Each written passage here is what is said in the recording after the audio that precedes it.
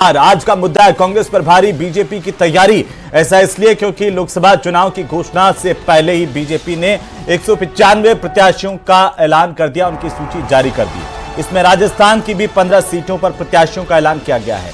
25 सीटों में से 7 को पार्टी सी और डी कैटेगरी में मान रही थी और ऐसे में 15 की लिस्ट में 5 कमजोर मानी जाने वाली सीटों पर भी प्रत्याशी मैदान में उतार दिए गए हैं।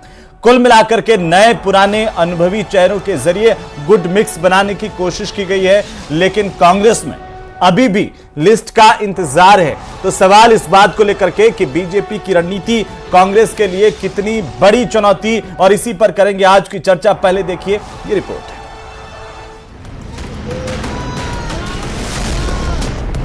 बीजेपी का फुल प्रूफ प्लान, मिशन 25 होगा आसान।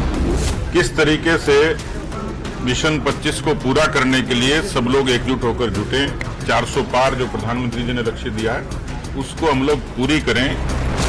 न्याय यात्रा से होगा बेड़ा पार, बागियों पर कांग्रेस की नजर।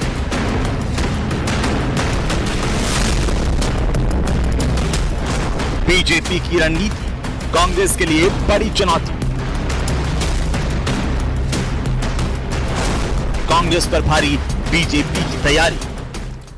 तो कांग्रेस पर भारी बीजेपी की तैयारी, क्या कांग्रेस की चुनौतियां हैं और क्या कांग्रेस इन चुनौतियों से पार पा पाएगी? कब तक ऐलान हो जाएगा पहली लिस्ट का, और जो इंतजार है वो इंतजार खत्म होगा? बीजेपी ने जो पहली लिस्ट जारी कर दी है, चुनावी ऐलान से पहले, घोषणा जो तारीखों का ऐलान होना है उससे पहले बीजेपी की पहली लिस्ट आ गई है। तो क्या ये एक वैचारिक तौर पर, मानसिक तौर पर एक बढ़त है कांग्रेस पर या विपक्ष पर? इसे भी समझने की कोशिश करेंगे। 15 प्रत्याशियों का ऐलान राजस्थान में 25 सीटों पर, उसकी गणित क्या है उसको भी समझेंगे। हमारे साथ खास पैनल मौजूद है। सबसे पहले परिचय करवा दूं, हमारे साथ शैलेंद्र गुर्जर है, प्रवक्ता भारतीय जनता पार्टी के। राजकुमार शर्मा हमारे साथ है, प्रवक्ता कांग्रेस पार्टी के, जो आपकी टीवी स्क्रीन पर आने वाले हैं। और साथ ही साथ एसपी मित्तल हमारे साथ हैं, वरिष्ठ पत्रकार के तौर पर। उनसे भी गुणा भाग समझने की कोशिश करेंगे। इस बार का लोकसभा चुनाव कैसे दिलचस्प होता जा रहा है। आप सभी का बहुत स्वागत है। मित्तल साहब मुस्कुरा रहे हैं, शुरुआत आप ही से कर लेते हैं। मित्तल साहब, अभी लोकसभा चुनाव की तारीखों का ऐलान नहीं हुआ, लेकिन बीजेपी ने आधे से ज्यादा उम्मीदवारों का ऐलान कर दिया, पहली सूची जारी कर दी है।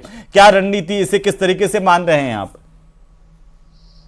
देखिए हेमंत जी, जब लोकसभा चुनाव बिल्कुल सिर पर है और मतलब अभी जब लोकसभा चुनाव की घोषणा नहीं हुई है, उससे पहले राष्ट्रीय स्तर पर क्या नाम से भारतीय जनता पार्टी ने 195 उम्मीदवारों की घोषणा कर दी है और राजस्थान में 25 में से 15 उम्मीदवारों की घोषणा कर दी है।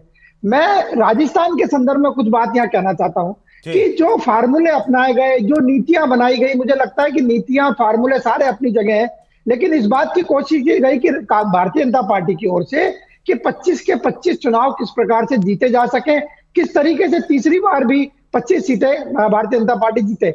एक तरफ ये कहा गया कि मोदी का चेहरा सामने है इसलिए जीत बहुत आसान होगी, लेकिन जिस तरीके से 15 उम्मीदवार घोषित किए गए, मुझे लगता है इसके पीछे भारतीय जनता पार्टी ने बड़ा मंथन किया है और उस मंथन के बाद में उम्मीदवारों की घोषणा की गई है। जैसे हम भरतपुर से देखें कि रंजीता कोहली का टिकट कहा गया है तो रामस्वरूप कोहली को ही टिकट दिया गया है। मतलब इस बात का ध्यान रखा गया है कि यदि किसी के जाति के हिसाब से किसी का टिकट काटा जाए तो उससे कहीं नुकसान नहीं हो।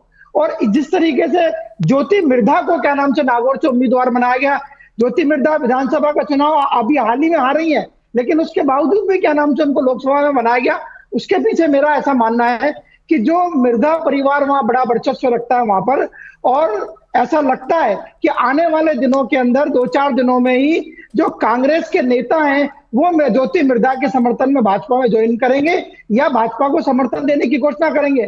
तो मुझे ऐसा लगता है कि ज्योति मिर्धा की उम्मीदवारी इसलिए वहां मजबूत मानी गई कि जो कांग्रेस का जो वोट बैंक है वो किसी तरह भारतीय जनता पार्टी में शिफ्ट हो जाए। नागौर में इसलिए भी महत्वपूर्ण है कि वहां हनुमान बेनीवाल पहले सांसद रहे और भारतीय जनता पार्टी के समर्थन से वो जीते थे आरएलपी के टिकट से। तो उसको हनुमान बेनीवाल को भी बैलेंस करने के लिए मुझे लगता है ज्योति मिर्धा को क्या नाम से यहाँ टिकट दिया गया, तब जब वो विधानसभा का चुनाव हार गई है। अच्छा, इसके पीछे कांग्रेस का माने मित्तल साहब आप, क्योंकि जो ज्योति जो है वो विधानसभा में कमाल नहीं दिखा पाई, वो क्या लोकसभा के चुनाव में जगमगा पाएंगी और कैसे जगमगा पाएंगी? क्या समीकरण वहां के इतने मजबूत है मिर्धा परिवार के पक्ष में? देखिए मैंने इसीलिए अभी कहा कि जिस तरीके से कांग्रेस के जो वरिष्ठ नेता है रिछपाल मिर्धा, उनका जिस तरीके से बयान सामने आया है, उससे ऐसा लगता है कि क्या नाम से वो भारतीय जनता पार्टी को सपोर्ट करेंगे और ज्योति मिर्धा के पक्ष में जाएंगे। तो ये रणनीति अपनाई गई, मुझे ऐसा लगता है कि भारतीय जनता पार्टी ने, कि जो कांग्रेस का वोट बैंक है उसमें भी किसी तरह सहन लगाई जाए, इसलिए ज्योति मिर्धा को वहां दिया। इसमें कोई दो राय नहीं है कि मिर्धा परिवार का वहां पे वर्चस्व नागौर के और खासतौर से जो जाट बहुल्य क्षेत्र है उनके अंदर उनका वर्चस्व है, इसमें कोई दो राय नहीं है। लेकिन इससे एक बात और, कि जिस तरीके से जो लोकसभा चुनाव में विधानसभा चुनाव में जिन 6 सांसदों को टिकट दिया गया था, उसमें से हमने देखा कि क्या नाम से जालोर से देवजी पटेल चुनाव हार गए थे, लेकिन वहां से क्या नाम से लुम्बाराम जी को टिकट दे दिया गया है। तो ये माना जा रहा है कि जो सांसद चुनाव हार गए उनको शायद क्या नाम से टिकट नहीं दिया जाएगा। अभी इसमें 2 जगह बाकी है, एक अजमेर बाकी है जो भागीरथ चौधरी के जो चुनाव हारे, एक क्या नाम से झुंझुनू बाकी है जो नरेंद्र खीचड़ की सीट है, वहां से कुल मिलाकर क्या ये गुड मिक्स दिखाने की कोशिश की गई है, क्योंकि नए चेहरे, पुराने चेहरे और साथ ही साथ अनुभवी चेहरे, जैसे कि मैंने अपने इंट्रो में बताया था। जी बिल्कुल बिल्कुल हेमंत, आपने जो मिनटों में बात की उसको मैंने भी नोट किया कि जिन विधानसभा चुनाव में जिन 11 संसदीय क्षेत्रों के अंदर भारतीय जनता पार्टी कमजोर रही है, ये कहा है कि क्या नाम से कांग्रेस को ज्यादा वोट मिले, उनमें से 5 के अंदर क्या नाम से उम्मीदवार घोषित कर दिए। इससे ऐसा लगता है कि भारतीय जनता पार्टी इन सब चीजों को गंभीरता से ले रही है कि जहां हम पहले हारे हैं। आता हूं सर, उस पर आता हूं। राजकुमार शर्मा साहब, आपकी तैयारियां कैसी है बीजेपी के मुकाबले? क्योंकि एक वैचारिक तौर पर बढ़त, जिसे हम कहते हैं मानसिक तौर पर, वो बढ़त होती है कि पहले टिकटों का ऐलान कौन करे, और विधानसभा में आपकी पार्टी में भी इस तरह की चर्चाएं थी कि हम सबसे पहले ऐलान करके गढ़ जीत लेंगे, लेकिन यहां तो आप पिछड़ते हुए दिखाई दिए। राहुल गांधी की यात्रा अभी चल ही रही है। हेमंत जी, कांग्रेस पार्टी तो चुनाव जीत के गढ़ जीतेगी, टिकट घोषणा करके कांग्रेस पार्टी गढ़ नहीं जीतना चाहती है। कांग्रेस पार्टी की 1-2 दिन में महत्वपूर्ण बैठक दिल्ली में होने वाली है और निश्चित तौर पे न्यूज 18 चैनल के ऊपर हमारी प्रत्याशियों की पहली सूची आप दिखाते हुए नजर आएंगे। मैं इतना भरोसा देता हूं आपके चैनल पे राजस्थान की जनता को, हिंदुस्तान की जनता को, कि हमारे बेहतर कैंडिडेट आएंगे और भारतीय जनता पार्टी के उम्मीदवारों को पहले से बेहतर तरीके से शिकस्त देते हुए नजर आएंगे। जहां तक राजस्थान के परिप्रेक्ष्य का सवाल है, राजस्थान में 25 सीटें भारतीय जनता पार्टी के साथ पास आज की तारीख में है और राजस्थान की जनता ने इस बात का इस बार वापस से मन बना लिया है। अभी 2-2.5 महीने पहले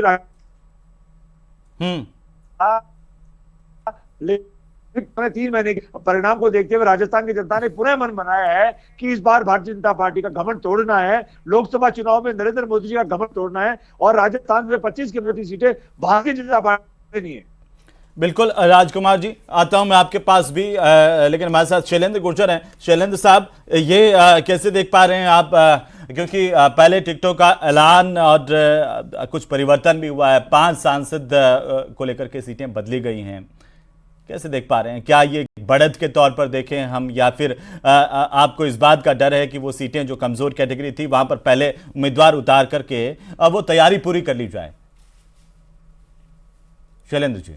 हेमंत जी, देखिए, लोकसभा चुनाव की दृष्टि से रणनीति तैयार होती है और उसी के अनुसार आपने देखा होगा कि राजस्थान में 15 लोकसभा सीटों पर उम्मीदवारों की घोषणा हो चुकी है। आपने देखा 8 उम्मीदवार जो है वो परफॉर्मेंस के आधार पर, जिन्होंने इतना बढ़िया डिलीवरेंस दिया, माननीय प्रधानमंत्री नरेंद्र मोदी जी की जो सोच है, नीतियां हैं, जो केंद्र सरकार की पॉलिसीज है, उनको अंतिम छोर तक बैठे हुए व्यक्ति तक पहुंचाया, उनको वापस लोकसभा का उम्मीदवार बनाया गया और उसी तरफ आप देखिए 7 नए चेहरों को भी लाया गया।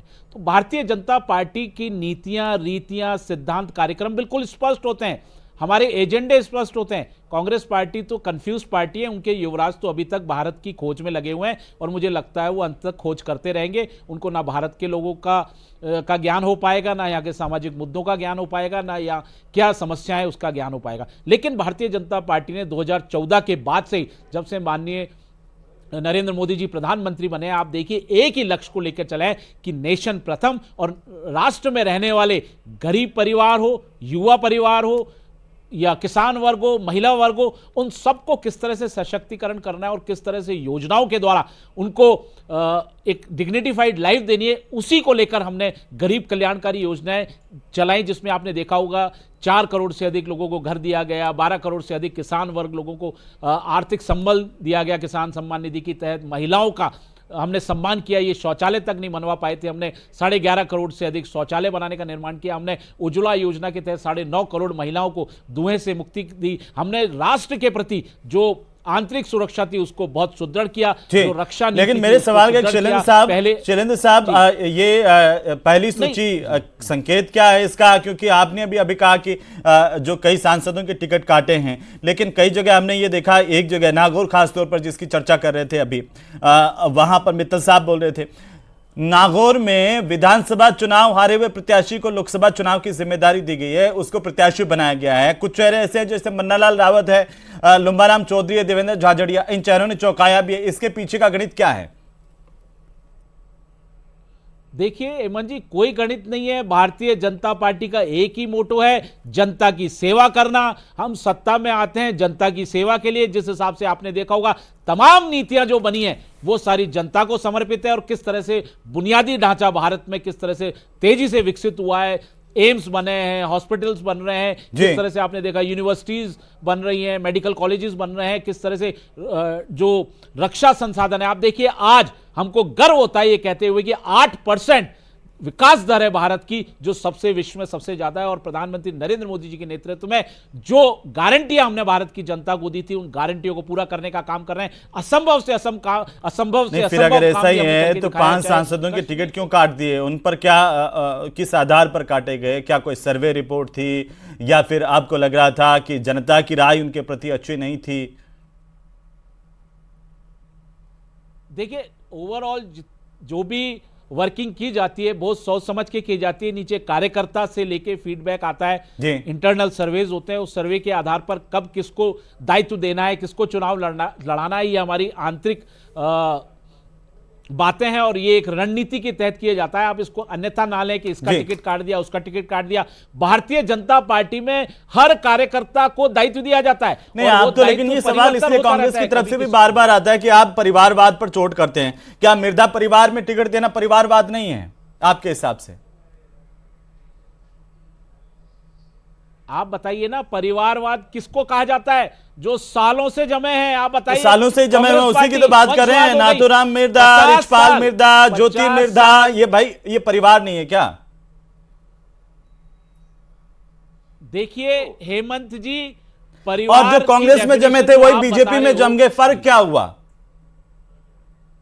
बिल्कुल नहीं है। बीजेपी में परिवारवाद वंशवाद जमता नहीं है। जो परफॉर्म करके दिखाता है उसको क्या परफॉर्मेंस, ज्योति मिर्जा पर क्या परफॉर्मेंस? हमारा एजेंडा स्पष्ट है। ज्योति मिर्जा की क्या परफॉर्मेंस थी? विधानसभा चुनाव में क्या परफॉर्मेंस थी? या फिर आप कहें कि कांग्रेस में वो परिवार सालों से रहा, वो परिवार आकर के आपके पास परिवारवाद नहीं होता है? देखिए एक परिवारवाद कांग्रेस में रहा, आपने खुद कहा। हमने तो देखा ना, हमारी नीतियां हैं, विचार है। आप देखिए हमारी नीतियां हैं, हमने तो देखा ना भाई, नाथूराम मिर्जा से लगा करके पूरा मिर्जा परिवार राजनीति में है। एक आप टिप्स पे गिन लीजिए, पूरा मिर्जा परिवार राजनीति में है। वो परिवारवाद आप पे नहीं आता है क्या? जब आपके यहाँ पर आ जाते हैं तो वो परिवारवाद में उसकी गणना नहीं है। ज्योति मिर्जा को आपने टिकट दिया, वो परिवारवाद की गिनती में नहीं आ रहा है। परिवारवाद और वंशवाद को आपको समझना होगा हेमंत जी। ठीक है, वंशवाद वो होता है कि एक ही परिवार की सत्ता, जिस हिसाब से गांधी परिवार की सत्ता चली आ रही है, नेहरू परिवार की सत्ता चली आ रही है। अच्छा, ये मैं थोड़ा सा मित्तल साहब थोड़ा सा शैलेंद्र गुर्जर साहब की जो बात है मैं चाहता हूं थोड़ा सा उसको विस्तार से समझाएं। ये परिवारवाद और वंशवाद में अंतर है क्या? ज्योति मिर्जा जैसे चेहरे। देखिए हेमंत, परिवारवाद और वंशवाद एक सी बात है, इसमें कोई दो राय नहीं है। क्योंकि भारतीय जनता पार्टी के लिए उंगली इसलिए उठ रही है कि जो प्रधानमंत्री नरेंद्र मोदी हो या इनके दूसरे जो राष्ट्रीय अध्यक्ष हो, वो लगातार इस बात का विरोध करते रहे कि साहब चाहे समाजवादी पार्टी हो, चाहे कांग्रेस हो या और दूसरी पार्टी हो, वो वंशवाद और परिवारवाद की श्रेणी में आती है। इसलिए भारतीय जनता पार्टी के लिए ये आपत्ति है कि क्या नाम से वो ज्योति मिर्जा पे इतना कितना डिपेंड हो रही है कि क्या नाम से हर बार ही उनको उम्मीदवार बनाया जाता है। अभी थोड़े दिन पहले ही वो क्या नाम से भारतीय जनता पार्टी में शामिल हुई, फिर उनको क्या नाम से प्रदेश के कार्यकारिणी में शामिल किया गया, फिर उनको विधानसभा का चुनाव लड़ाया गया और अब उनको लोकसभा का उम्मीदवार बनाया गया।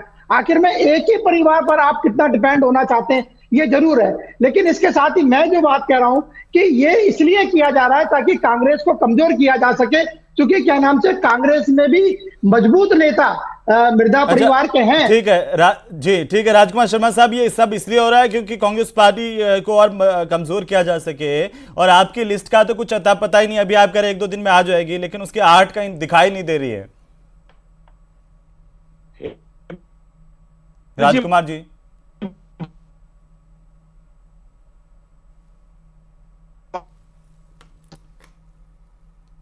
राजकुमार जी का ऑडियो नहीं आ पा रहा है, ये दुर्भाग्य है थोड़ा सा कनेक्टिविटी को लेकर के भी। लेकिन मैं वापस आता हूं शैलेंद्र साहब, अब बाकी बची तो 10 सीटें हैं, उस पर भी क्या कुछ नयापन देखने को मिलेगा? निश्चित हेमंत जी, जो 10 सीटें हैं उन पर मंथन चल रहा है, कार्यकर्ताओं का फीडबैक लिया जा रहा है, जो इंटरनल सर्वे हुए हैं उस पे विश्लेषण किया जा रहा है, और निश्चित तौर पर आपको ऐसे उम्मीदवार दिए जाएंगे जो राजस्थान की जनता की सेवा करें। ये जो घमंड शब्द का यूज करती है कांग्रेस पार्टी, ये राहुल गांधी, सोनिया गांधी और नेहरू खानदान से चला हुआ आ रहा है घमंड शब्द। भारतीय जनता पार्टी में इस शब्द का कोई स्थान नहीं है। या हम गरीब को गणेश मान के सेवा करते हैं। हमारे माननीय प्रधानमंत्री नरेंद्र मोदी जी 365 दिन 24 से 7 काम कर रहे हैं। बताइए, राष्ट्र के लिए समर्पित हो गए, ऐसा व्यक्ति आपने कभी देखा होगा? आज विश्व में सबसे लोकप्रिय व्यक्ति है, और एक एक चीज को उन्होंने किस तरह से गरीब का दुख दर्द को समझा, किस तरह से उनका उत्थान करना है। हमने 13 करोड़ से अधिक लोगों को गरीबी रेखा से ऊपर उठाने का काम किया। हमने जम्मू कश्मीर जो कटा हुआ अंग था भारत से, उसको भारत में मिलाने का काम किया। नॉर्थ ईस्ट जो एकदम अलग थलग पड़ा था, उसको हमने भारत में मिलाने का काम किया। हमने मुस्लिम महिलाओं तक को उनके शोषण से आजादी देने का काम किया, ट्रिपल तलाक को असंवैधानिक घोषित करके। हमने 500 सालों की जो एक इतनी बड़ी हमारे साथ अत्याचार होता था, वो बताइए राजस्थान में, ये तो बता दीजिए। 25 में से राजस्थान में महिलाएं कितनी उतारेंगे? पुनरुद्धार किया, वो तो ठीक है शैलेंद्र साहब, लेकिन 25 में से राजस्थान में महिला प्रत्याशी कितनी होगी? देखिए, निश्चित तौर पर अभी 195 में से जो महिला उम्मीदवार घोषित किए गए हैं वो 15% के आसपास घोषित किए गए हैं। राजस्थान में भी आपको 20 से 30% के बीच में महिला उम्मीदवार देखने को मिलेंगी। ठीक है, लेकिन क्या, मेरा सवाल मित्तल साहब आपसे, क्या अब जिस तरह के देखिए समीकरण और बीजेपी की लिस्ट के बाद कांग्रेस की निगाहें इस बात पर होंगी कि कोई बागी हो जाए तो हम उसका फायदा उठा पाएं, क्या आपको लगता है कि राजस्थान में किसी राजनीतिक उठापटक की आहट भी अब देखने को मिलेगी पहली लिस्ट बीजेपी के बाद? आज मैंने क्या नाम से जो कांग्रेस के पूर्व मुख्यमंत्री हैं अशोक जी गहलोत, उनका मैं बयान अभी दिन में सुना। उन्होंने ये कहा कि अभी हमारा जो इंडिया अलायंस है उसके जो प्रमुख घटक दल हैं उनसे हमारा अभी तालमेल हुआ है, और हमने कई राज्यों के अंदर घोषित कर दिया है। लेकिन मुझे नहीं लगता कि राजस्थान के अंदर इंडिया अलायंस का कोई किसी से कोई संबंध होगा, चाहे वो आरएलपी हो या और कोई दूसरे दल हो। यहाँ तक कि जो क्या नाम से इंडिया अलायंस में जो शामिल है कम्युनिस्ट पार्टी वगैरह, मुझे लगता है उनसे भी आप उसमें आम आदमी पार्टी भी शामिल है। मुझे लगता है कि राजस्थान के अंदर क्या नाम से एक इंडिया अलायंस के किसी सदस्य कांग्रेस का कोई गठबंधन मैं थोड़ा सा रोक रहा हूं, आपको थोड़ा सा रोक रहा हूं क्योंकि राजकुमार जी का लगातार ऑडियो इंटरप्ट रहा और अभी अपनी बात नहीं रख पाए, उस तरह से जवाब नहीं दे पाए जो शैलेंद्र जी ने उनसे सवाल पूछे। राजकुमार जी, शैलेंद्र जी का सीधा कहना है कि सरकार ने बहुत काम किया और इसी आधार पर हम काम के आधार पर जनता के बीच में जा रहे हैं, लेकिन विपक्ष तो सुस्त है, पूरी तरह से कहीं दिखता नहीं है। राजकुमार जी, हेमंत जी मुझे सुन पा रहे हैं? हाँ मैं सुन पा रहा हूं सर, हम सब सुन पा रहे हैं, बोलिए आप। हेमंत जी, भारतीय जनता पार्टी का नया नाम हो गया है आजकल, बाहरी जोड़ो पार्टी। बाहर के लोगों को जोड़ रही है भारतीय जनता पार्टी, अपना कुनबा बढ़ा रही है, और कांग्रेस मुक्त भारत करने वाली भारतीय जनता पार्टी कांग्रेस युक्त भारतीय जनता पार्टी बन गई है। कांग्रेस को तो मुक्त नहीं कर पा रहे, लेकिन भारतीय जनता पार्टी में हमारे कांग्रेस के नेताओं को शामिल करके कांग्रेस युक्त भारतीय जनता पार्टी बनने जा रही है। और मैं कहना चाह रहा हूं, लोकसभा का ये जो चुनाव होगा 2024 का, निश्चित तौर पे हिंदुस्तान की जनता भारतीय जनता पार्टी के मिथक को और घमंड को तोड़ेगी, इस बात का मुझे भरोसा है। लेकिन आपको अपनी पार्टी की चिंता नहीं है, बीजेपी में जा रहे हैं उसकी चिंता, अपनी पार्टी से टूट रहे हैं लोग, उनकी आपको चिंता नहीं है राजकुमार जी? राजस्थान के पूर्व मुख्यमंत्री अशोक गहलोत जी ने कहा है जिसको जाना है वो जाए, जल्दी जाए, कांग्रेस पार्टी में गंदगी नहीं करे, और अगर कोई गंदगी है तो फटाफट गंदी पार्टी में जाए। भारतीय जनता पार्टी जो आपकी पार्टी को छोड़ के गए वो गंदगी है, वो जो पार्टी के प्रति गंदगी है, ज्योति मिर्धा गंदगी है, आप ये कह रहे हैं जो नेता तो वो गंदगी है। हेमंत जी, जो नेता अपनी माँ का सगा नहीं, पार्टी का सगा नहीं, माँ पार्टी के समान होती है, माँ पार्टी के समान होती है माँ। और जो माँ के साथ धोखा करे, जिस माँ ने सब कुछ दिया, जन्म दिया, जिनको जिला प्रमुख बनाया, एमएलए बनाया, एमपी बनाया, भारत सरकार की जो हमारी कांग्रेस की जो हमारी सबसे बड़ी समिति होती है सीडब्ल्यूसी का सदस्य बनाया, ज्योति मिर्जा जी को मान दिया, सम्मान दिया, उसके बावजूद भी अगर वो पार्टी में तकलीफ महसूस करे तो ऐसे नेताओं की क्या करे पार्टी, बताओ। शैलेंद्र जी, वो कह रहे हैं कि गंदगी जो हमारे यहाँ से जाना चाहे वो चली जाए। शैलेंद्र जी, यही डिफरेंस है कांग्रेस पार्टी में और भारतीय जनता पार्टी में। मां भारतीय के जितने भी नागरिक हैं वो भारत की संतान हैं। कोई विदेशों से आके भारतीय जनता पार्टी ज्वाइन नहीं कर रहा है। माननीय प्रधानमंत्री नरेंद्र मोदी जी की नीतियां, उन्होंने जो विकास के कार्य किए, जो विदेश में उन्होंने एक परचम लहराया, जो आपने देखा अर्थव्यवस्था, जो अंग्रेज भारत पर राज करते थे, 11वीं अर्थव्यवस्था से लाकर हमने उनको बीट करते हुए 5वीं अर्थव्यवस्था बना दिया। आज 8% जीडीपी है, इनको पता होना चाहिए।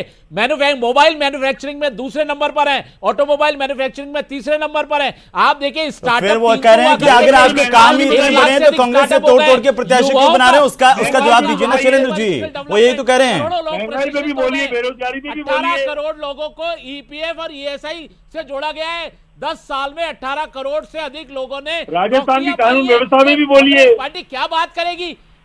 राजस्थान में महिला अत्याचार में भी बोलिए। भ्रष्टाचारी और अपरिपक्व युवराज 20 साल से भारत को समझने के नौजवान राहुल कसबा में भी बोलिए। चलिए अब चलते चलते राजकुमार जी एक सवाल का जवाब दे दीजिए कि भाई यात्राएं निकालते रहेंगे या फिर टिकटों का ऐलान भी होगा?